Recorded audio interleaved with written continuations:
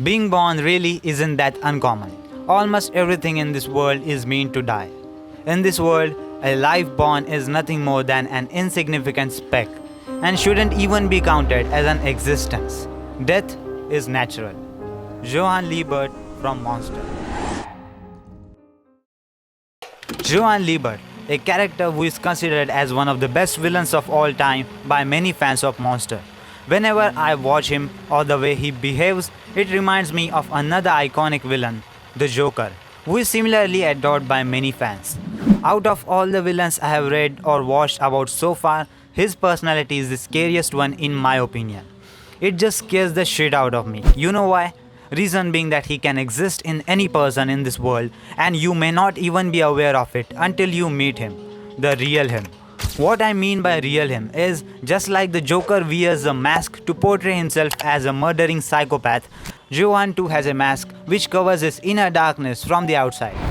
By just looks, he is seen as a calm, handsome gentleman who is very polite and smart and a guy who can make anyone his friend.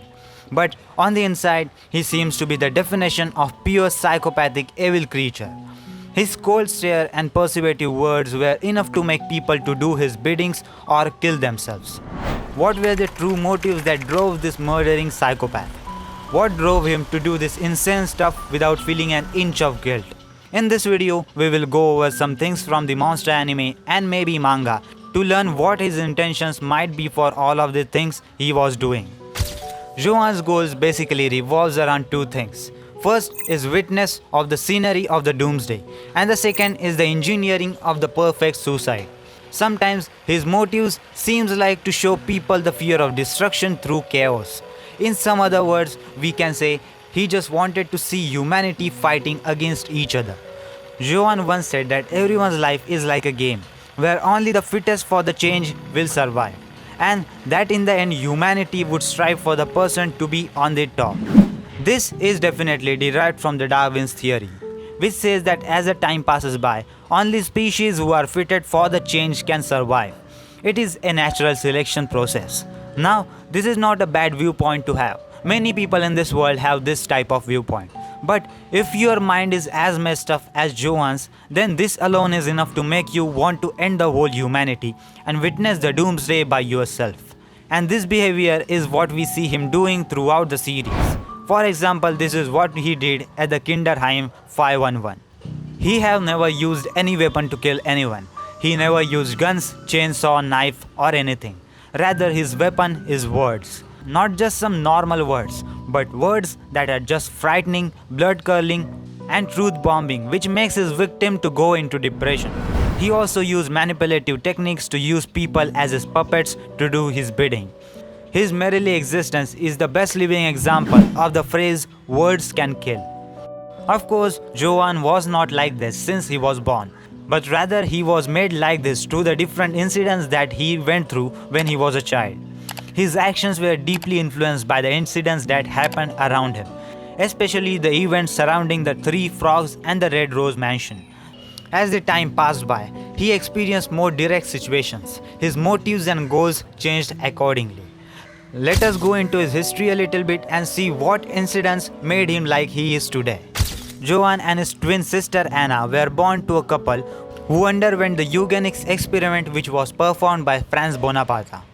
The goal of this experiment was to create a child who has an exceptionally high level of IQ and flawless appearance. They were being molded to become the leader of the human race. But both the parents were sick of their experiments and tried running away. But in the end, they were caught and the father got killed after that. They didn't kill the mother because she still had two lives in her womb. After that, Johan's mother and Anna left to live in the Three Frogs. Johan's mind started to sink into darkness when he started to read The Nameless Monster, a book which basically tells the story of Johan indirectly. He was able to relate with this nameless monster in the book really well. Then the first event occurred when Johan started changing for real. It was when his mother had to choose between him and his sister to be handed over to Bonaparte and Peter Capek. This very situation left Johan with a very unique mindset when he was a small kid. And that thinking took the form of the merciless world killer in the future. It was at that moment he started to think that this is how everything works. Not everyone in this world is created equal. We either kill or get killed, and the strongest one survives to win the game called life. Imagine understanding all of these things when you are a small kid. It would turn your world upside down because all of your innocence, harmony, peace, joy, enjoyment and all kind of those things that you experienced when you was a kid will vanish in just matter of a seconds. And this is the first thing that made Johan into a merciless monster and changed his mindset. The second trigger that hit the Johan was when he killed his foster parents, the Lieberts. At that time, another idea struck his head. He suddenly thought of testing his faith and destiny, and to do that, he took a gun and handed it over to Anna and told her to shoot him in the middle of the forehead. And just like he wanted, he tested his faith, which wanted to keep him alive. It wasn't the right time for Johan to leave. He had a lot of things to do, and that's why his life was saved by Dr. Tenma. Johan felt he was chosen by fate to continue surviving. He felt that Tenma was a worthy person for choosing to save him instead of the town mayor. This is where everything falls into place for his plans to complete his two goals that I mentioned earlier. Apart from himself, Johan felt that only Anna and Tenma were worthy to see the scenery of the Doomsday. He felt that they would be the last one on this earth and Tenma would kill him eventually, making it the perfect suicide.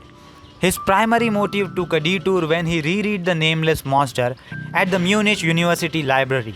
His act of shivering and fainting as he read the word means that he regained all of the horrid memories of his past he lost when he was in Kinderheim. This includes the memories of her mother's wish for her children to kill Franz Bonaparte, while Johan was still inside her womb. Then he plans to do all of these things all at once. He plans to execute two things. First one is to kill Bonaparte in his ancestral homeland Ruenheim and slaughter everyone belonging there in the process. The second one is to show the Tenma the scenery of the Doomsday and execute his perfect suicide by asking Tenma to shoot him. Hatred is created when people gather. I just poured a little oil in it. Johan Liebert from Monster. Even though he might have had hatred for Bonaparte, he was deeply influenced by Bonaparte through his books. There is a novel called Another Monster, which was released after the anime and manga, which follows this same story with much detail. These dark elements of nihilism and loneliness, which were present in the Franz Bonaparte's books, slowly went deeper into his mind. All these feelings of utter loneliness and uselessness mentioned in this book are the exact feelings which Johan embedded in his victims before driving them to their deaths. Another person who he felt affectionate for is his twin sister Anna. So much so that he thought that her memories of her being dragged to the Red Rose mansion and witnessing the massacre there were his memories. He felt that she was Johan's in a girl's body. She also too felt resentment against their mother who let the monsters experiment on her children. And that is why Johan felt that Anna too should also be the one left standing in the end. Monster is truly a masterpiece. I enjoyed every part of it. Many people say it is a pretentious anime, but you know what? Everyone has their taste. Some might like Monster, some might not like it. And only the people who are watching this video right now are the people who enjoyed the Monster. I really enjoyed making this video a lot. It is always fun to make videos on Monster, and for that reason I will be making more of this in the future. So if you haven't subscribed, then make sure to do that, so you won't miss a single video from my YouTube channel. What do you think about his motives?